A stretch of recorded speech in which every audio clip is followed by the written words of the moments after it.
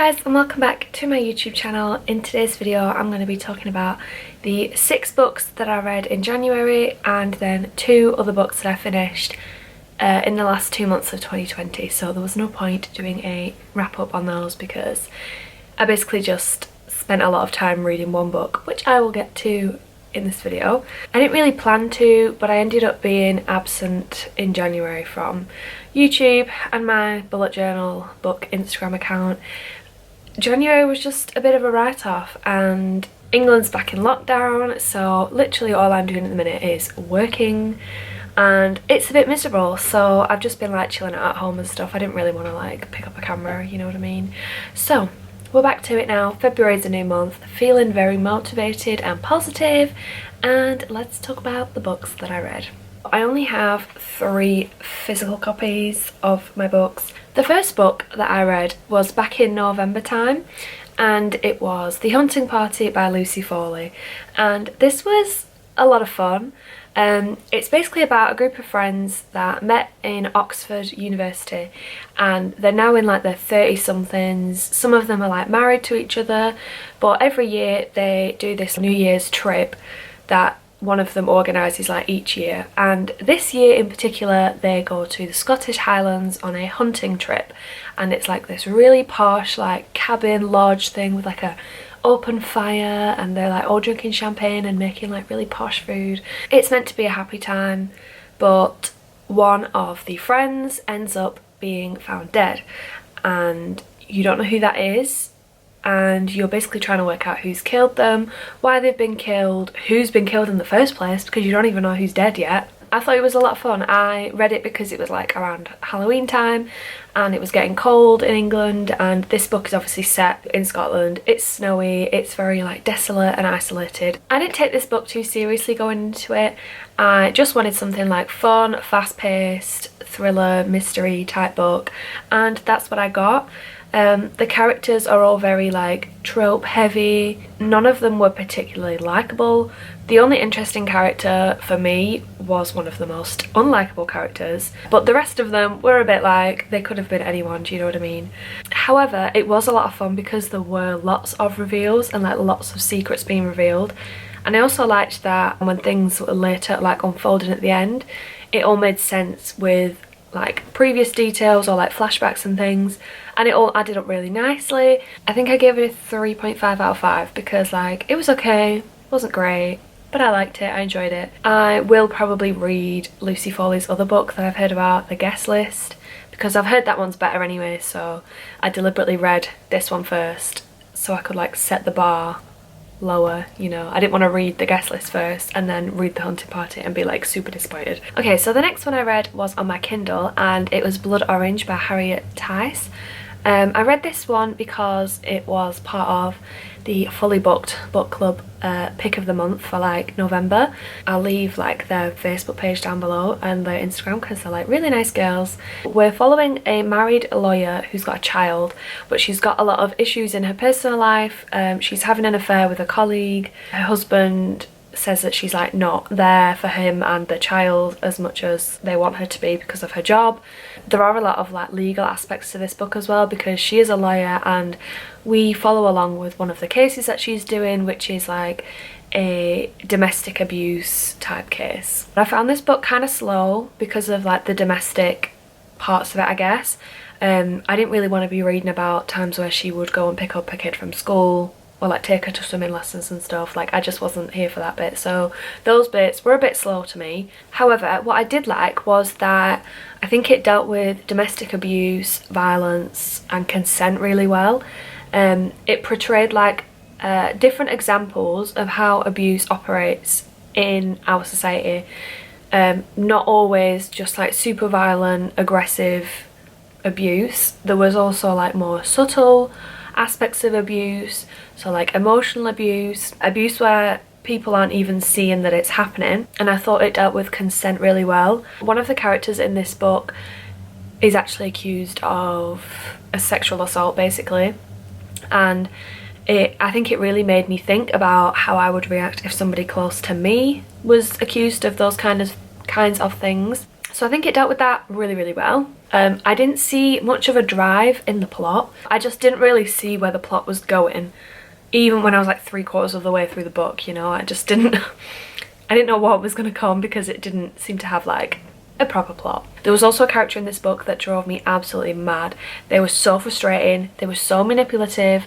I literally could not bear to listen to what they were saying. Oh, but I think that was the point. But oh my god, it was so annoying. I like wanted to throw the book at some points because I was just like so angry with this one character. But to me it was a very satisfying ending, and it did surprise me as well.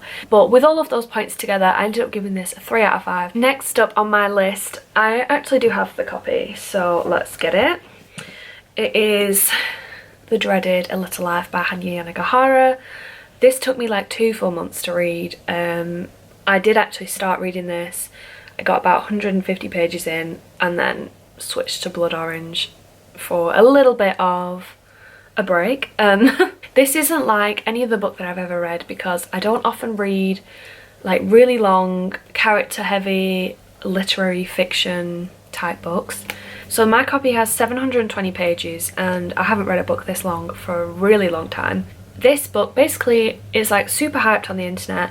I put it off for a long time because I was scared that it was gonna like destroy me emotionally, and well, we'll get to it. So this is about 4 friends who all meet at like college or university, and then we start when they're in their 20s and they're like reminiscing back on when they were at college, and we follow them right through until they're like in their 40s, 50s.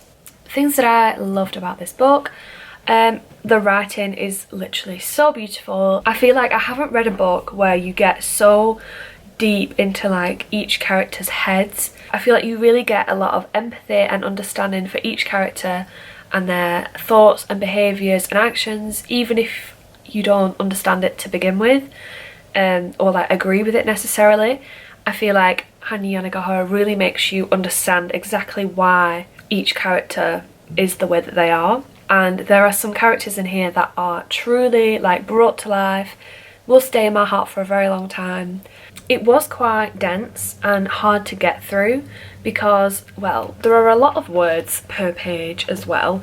It's not like super readable because it is very rich in detail, and I couldn't read more than like 50 pages at a time really before I had to put it down. Plus I was also quite scared to read on because of all the sad things I've heard about this book. I was a bit scared to like just start bursting out into tears whenever I was going to read it, because I read a lot like on my breaks at work. I didn't want to spend it all crying so I was a bit scared to read it really. But I don't know if I'm just super desensitized or what, or if I was like really prepared and like knowing like what to expect, that I didn't find this book as sad as I was expecting. It's definitely horrific. A lot of the content in here is awful. There's trigger warnings for everything you could ever possibly imagine. I might find some and like put them in the description because it's a lot. Like every sad thing you could possibly think of happening is probably in here. Saying that, I've seen people say that it's like torture porn and that the author's just doing it to make people cry. I don't know if I agree with that as such. I felt like everything that happened kind of made sense or isn't completely beyond the realms of possibility. Especially Jude, who's like the main character really. His childhood is just awful, but I feel like somebody who's starting their childhood in such an awful way, think bad things often continue to happen because that's the situation that they're now in. Just like the position that they're then put in after horrific things have happened, bad things are going to happen still. I don't know if that makes sense, but I didn't think it was like super beyond the realms of believability. This book did make me cry, but not as much as I expected. I cried at one thing that happened and then I cried when I finished it. But yeah, overall I thought I would like really be destroyed by this, and I was for like what, 15 minutes after I read it. But I didn't feel like super bad after. And I was reading this book for 2 whole months. I started reading it at the start of November and I finished it on like New Year's Day or something like that. So I'd been with these characters for a pretty long time, so I was like upset to have like finished it and see where it all ended. But yeah, maybe I'm just a heartless bitch and I don't know, maybe I've just read too many dark things. Or maybe I just like way over prepared myself. It was good though. I gave this like a 4.5 out of 5. Only reason I didn't give it a 5 was because when I finished it I wasn't filled with the immediate like I need to give this a 5 out of 5. But I did really love it and I think it's a really beautiful book. I would be tempted to give it a 5 now maybe, I don't know. I did attempt to film a reading vlog for this but it was just a mess. I was like editing it together and I was like, this is just the worst vlog ever. I basically wouldn't update the camera for like 3 weeks at a time. It was just choppy, messy, not very coherent, so that's not going to see the light of day unfortunately. But now you've heard my thoughts, so I think that's all that needs to be said. Really love this book. If you can be prepared to handle some tragic circumstances, then I would recommend this one. Next up, I read The Family Upstairs by Lisa Jewell, and I'm so sad about this one because it really disappointed me. One of my favourite books from last year was here we go, Then She Was Gone by Lisa Jewell. I gave this like 4.5 out of 5. It was one of my favourites. It was a really good like emotional mystery thriller type thing. Check. But this one, oh, I don't know. So this story follows our main character Libby, who has just turned 25 and she receives a letter saying that she has inherited this multi-million-pound mansion house that she used to live in when she was a baby with her biological parents before she was adopted by like another family. She doesn't know a lot about her old family. She only knows what she's read in newspapers, which was that when she was a baby she was found and she was alive and well looked after in this house, but there were 3 dead bodies downstairs and they'd been there for like a few days. So the question was like, who had been looking after this baby, how had they died, who had died. Yeah, so that's all she knows, and she gets the keys to this big house and she starts to like wonder what was the story like behind what happened to her and her family. At the start of this book I did like it quite a lot. I thought it was really creepy and like claustrophobic and it gave me like cult kind of vibes and I was really enjoying it, but I just felt like it was missing something. Like, because I read Then She Was Gone and I was like really emotionally invested in the characters, I just wasn't emotionally invested in any of these characters. I barely liked any of them really. Our main character Libby was fine, but she was just a bit boring and I honestly was sick of everyone just saying how pretty she was. Like, that was all that was ever said. She met a new character and they're like, oh my god, you're so beautiful, and it was just like annoying. So we're following like Libby in her timeline and then we're also following another person in the present day and then we're also following another person in the past, like at the time of Libby when she was a baby in this house up until like the 3 bodies being found, right? That was all fine. I just didn't really care for any of them.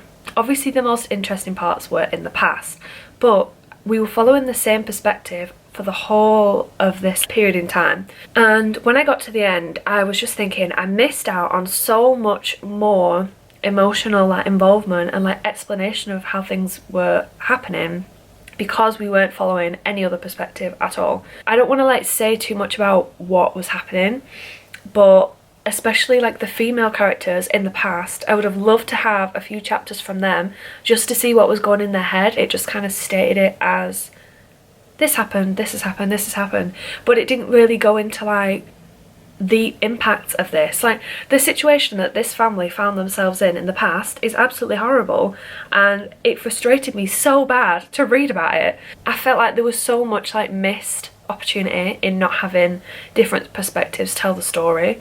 And there were certain things about this that didn't make sense to me at all. Certain plot reveals happen that weren't foreshadowed at all, and okay, they surprised me, but I was just kind of like, well, you've like, where is this? There were some things that happened that literally made me like pull a face, you know, like a face. I did that at the end, like the final page, I made that face. I also thought some of it was like really cringe, like in the present day, especially like towards the ending. I thought it was hella cringe and I was just really disappointed with this, so I gave it like a 2 out of 5. But I do have another one of her books on my list, Invisible Girl, which I think is like coming out this year. I will read that. Yeah, I'm so sad about this. Let me know if you've like read it and liked it, or if you also didn't like it, because next one I read was Eeny, Meeny by MJ Arlidge. There, you can see there. I don't really have a lot to say about this book except that I really liked it. It's basically the first book in a like detective series, and it's following Detective Helen Grace, and she's investigating this serial killer who abducts couples. So like they don't have to be a romantic couple, but just people who are like traveling as a pair or anything like that. So they will abduct them and then keep them prisoner until one of them kills the other one. So there'll be a gun in the room with them, and they'll just be told, you need to shoot the other person, and then you'll be let out, and that's it. So, or they're left to like starve to death. And this book was pretty gory and like quite graphic. There was one scene that literally made me feel sick towards the end. It was so minging. So yeah, it was quite like gory and dark, but it was a lot of fun. It was really fast paced. I do just like a detective series, and I really liked the main detective in this. She was like a really good character, so I will probably like continue reading this at some point, not like immediately. So I gave this one like a 4 out of 5. Also, I did predict who the killer was going to be, which is actually a first for me. I'm usually pretty bad at that, but it wasn't till late on, and I didn't know why. Like, I didn't know the motive, so it was still fun to like see that unfold as well, and I just thought it was a real fun time. The next book I read on my Kindle, and it was Never Let Me Go by, I'm not entirely sure how to say this name, but it's Kazuo Ishiguro. I probably pronounced that horribly. This one has been on my TBR for approximately 10 years, no joke. I am making like a conscious effort to go from my like oldest added onto my TBR on Goodreads and like pick from like the top 5 or something like that. I really enjoyed it. I gave it a 4 out of 5. It's kind of like a contemporary fiction story, but it's got a dystopian element to it that isn't in your face. I would kind of describe it as like a quiet dystopia, if that makes sense. Like, it was very subtle, and although it was still a nightmarish kind of world, there wasn't a lot of resistance to it, and the characters just kind of accept that that's what their life is. You know, like how in a dystopia book there's normally some sort of rebellion or like revolution or something. There was no like hint of that in this book. There were only like small differences in like our actual world and this dystopian world, so that's why I say it's like a subtle dystopia. I'm not going to go into too much detail about what this book is about, because a lot of the dystopian elements are slowly revealed like throughout. All that I'll say is we're following this character called Kathy, who is a carer, and she is basically reminiscing about her life with her old friends Ruth and Tommy. I really liked like the uniqueness of the dystopian element. I've read quite a few dystopian books, and I don't think I've ever read one where the dystopian situation wasn't like challenged in some way, and I thought it was quite interesting and it was really unique. It was also quite a sad book. I think I might have cried like towards the end. There are 2 things that I didn't really like about this book, and that is that one of the characters was super irritating. I was just like, why is everyone just letting her do what she wants to do? She was just really like bratty and annoying, so I didn't like that. Also, I wouldn't say that I didn't like it, but it's something that I definitely like noticed and didn't love. The format, like the structure of the story, I guess, was pretty repetitive. So throughout like the story, the flow would be interrupted by Kathy, our protagonist, saying like, oh, I can't tell you about this story until I've told you about this specific object or argument that happened before this that makes this significant. So then she'd like backtrack and go talk about something else, and then she'd carry on with the story and then say like, and that was until such a thing happened, and then like it would kind of go like that. I guess it kept the story moving, but it was definitely like a noticeable structure to a lot of the prose. But if you like dystopian but you also like contemporary fiction, which I don't really tend to read, then this is quite a good one to like spice up your normal contemporary fiction story with a bit of dystopian in there. I've just moved the light a bit, I hope that's fine. It's getting a bit dark outside, but for Christmas I was kindly given 2 different ring lights by 2 different people. So I have 2 ring lights now. How exciting.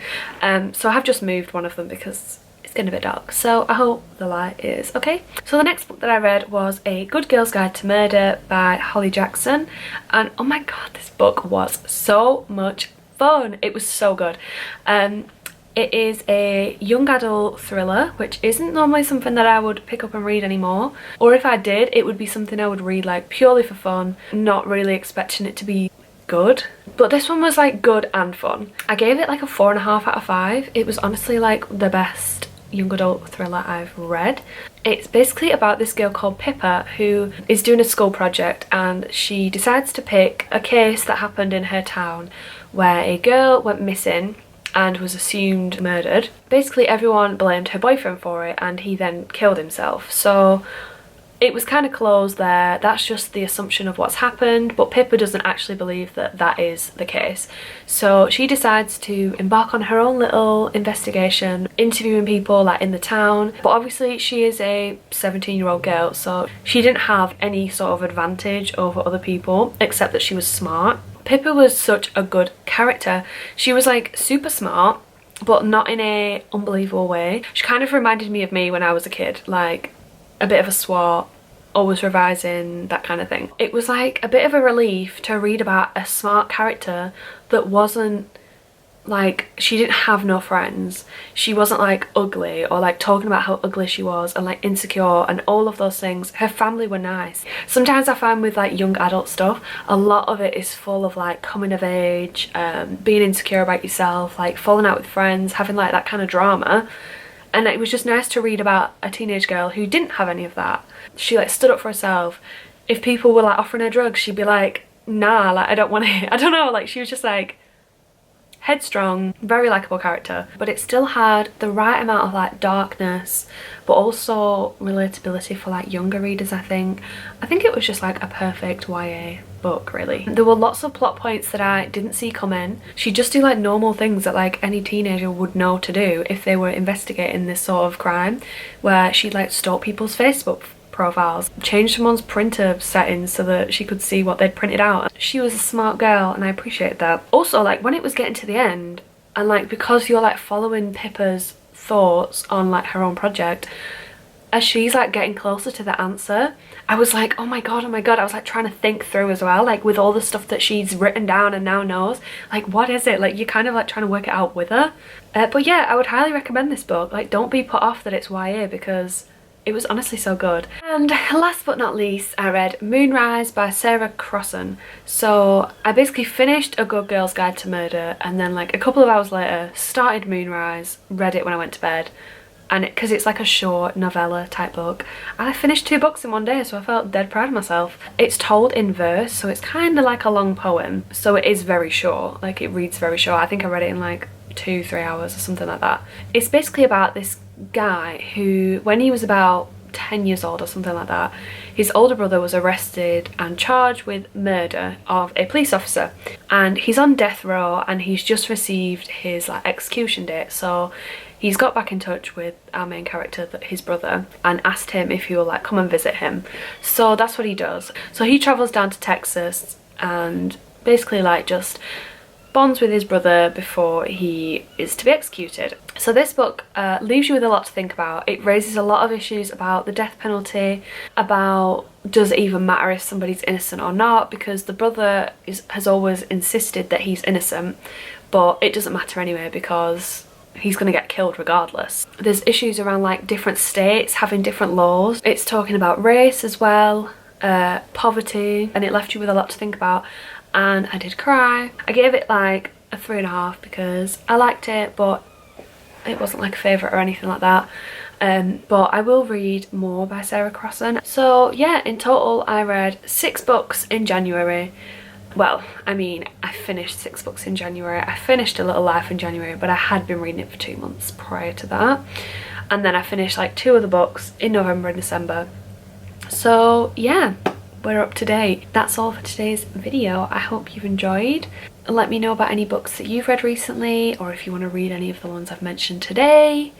And yeah, I'll see you in my next video. Bye!